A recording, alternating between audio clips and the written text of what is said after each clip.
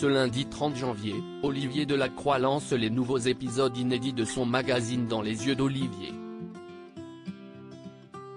À l'occasion de ce premier numéro, le journaliste s'est livré à cœur ouvert à Télé Loisirs. Lancé en 2011, Dans les yeux d'Olivier revient ce lundi 30 janvier pour une nouvelle saison.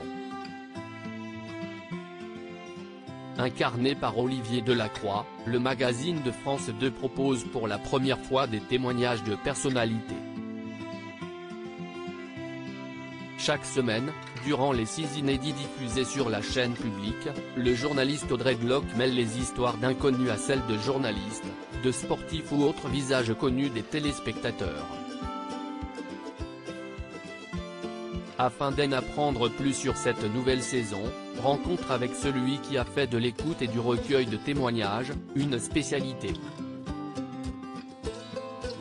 Mon objectif est de présenter des hommes et des femmes qui ont su se sortir d'épreuves Télé Loisirs. Dans cette nouvelle saison, vous invitez à chaque numéro un invité.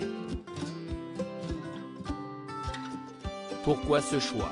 Olivier Delacroix, j'avais cette volonté depuis un moment, d'autant que plusieurs personnalités me demandaient pourquoi je ne les interviewais pas dans l'émission. Ils ont aussi envie de parler d'autre chose que de leur promotion et comme nous, ils ont des choses à raconter. Sur cette saison, nous avons eu des personnalités très intéressantes.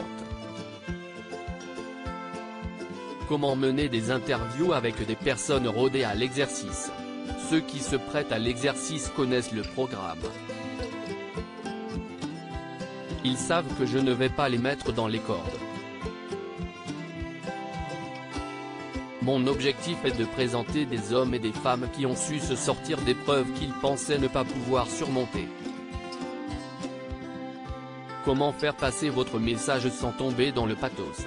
Au début de chaque tournage, j'informe les témoins que nous passons 2 jours intenses et qu'un lien se crée rapidement, en quelques heures. Il est important qu'ils puissent me dire si une question les gêne, ils doivent se sentir à l'aise. Par ailleurs, je considère qu'il y a des choses qui doivent rester dans leur jardin secret et je me refuse à le diffuser à l'écran. Il est très important de faire attention à la dignité de l'autre, car nous ne sommes pas au spectacle. Quel sujet n'avez-vous pas encore pu mettre sur pied? Je ne parviens pas à valider auprès de la chaîne 2 sujets qui me tiennent pourtant à cœur, la mort d'un enfant et le suicide. Je comprends cet état d'être dans une chute permanente. Vous n'y parvenez pas parce que vous ne trouvez pas de témoins? Pas du tout, mes équipes, sans qui cette émission ne serait rien, trouvent des témoins de grande qualité. Si ces émissions n'ont pas pu être montées car France Télévisions ne les a pas prises lorsque nous leur avons proposé, je comprends leur réaction, car ils sont durs. Mais j'y arriverai. Ces 2 sujets me touchent et je suis certain que cela fera des films formidables. Comment vous préparez-vous à entendre des histoires aussi difficiles? Dans ces films, un lien fort s'établit entre les interviewés et moi.